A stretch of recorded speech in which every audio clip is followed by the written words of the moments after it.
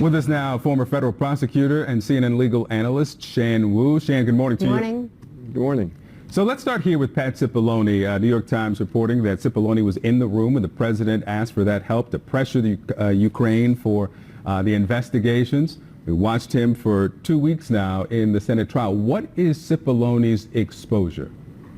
His exposure, as we've been hearing about, is a couple of legal ethical rules, and there are three basically. One is the question of, can a lawyer be a witness? The second is candor to a tribunal, meaning the court or the Senate in this case, and also a rule about being truthful to others. So the first one, everyone's kind of been up in arms about because it seems like he's a lawyer, but he also now turns out to be a witness. He can probably skate on that one because he wasn't actually presented as a witness. That rule is really meant to avoid a conflict where the lawyer tries to both play the role of witness as well as be the advocate. Candor and truthfulness, a little shakier ground for Cipollone. He can argue that he didn't actually misrepresent anything. He didn't actually say, I was not a witness to it. But that's a little bit shakier. If he were to face a bar complaint, they would be very carefully perusing what he did say and what he didn't say. And certainly, were he in a courtroom, no judge would be very happy with him holding this back and concealing it from them. So a couple of things about Bolton. A lot of questions probably about his intention at this point, because if he has real solid evidence, people are wondering, well, why would you not bring this up when it matters in a trial as opposed to putting it in a book? And we're wondering if that's the case, if he's more concerned about a book than he is about a real consequence here. What is his credibility factor?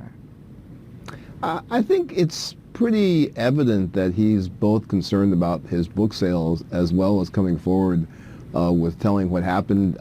He probably bears a bit of a grudge too. I think that does hurt his credibility. I think certainly the president's team will be saying that he's a disgruntled employee, but he's not in a jury trial where you could really question that credibility, and the jury's in more of a vacuum. They're not sure of what else is going on. In the court of public opinion, if what he's saying has the ring of truth, it's still going to be damaging to the president, although there's no question, to borrow a phrase from the defense team, he certainly has mixed motives.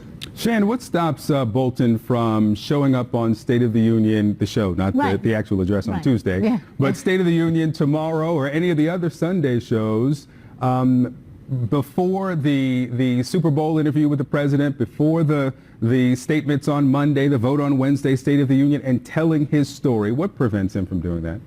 Nothing really prevents him from doing that. The White House has indicated that they would try to stop it if they had the heads up for it. They could try to go to court to get an injunction to stop him. There's questions about whether they've finished reviewing his book. Obviously, they're going to take a long time in reviewing that to make sure there's no classified information, sort of a delay tactic. I think an interesting point to think about here, though, is Bolton is an old-time government public servant. Although he is very opinionated and is a little bit rogue at times, it is somewhat against his nature just to not give any warning and just show up on the talk shows. I think if that was his predilection, he would have already done that. So I think the White House will get warning if he really wants to go on a show. They would have time to try to run the court and do something, although I think at the end of the day, they'd have a little uphill battle on that court argument. Senator Murkowski was one of the senators everybody was watching to see what she would do in terms of her vote for witnesses, and here's what she said afterwards. Given the partisan nature of this impeachment from the very beginning and throughout, I've come to the conclusion that there will be no fair trial in the Senate. I don't believe the continuation of this process will change anything. It's sad for me to admit that as an institution, the Congress has failed. Where does this, Shan, where does it leave the Senate? Where does it leave the House? I mean, these are elected lawmakers. They are supposed to be in charge of oversight. They're supposed to be the people that we elect for accountability. What power do they have now? If he's acquitted at the end of the day, we have to, because that has not happened yet, so we do have to point that out. Right, absolutely.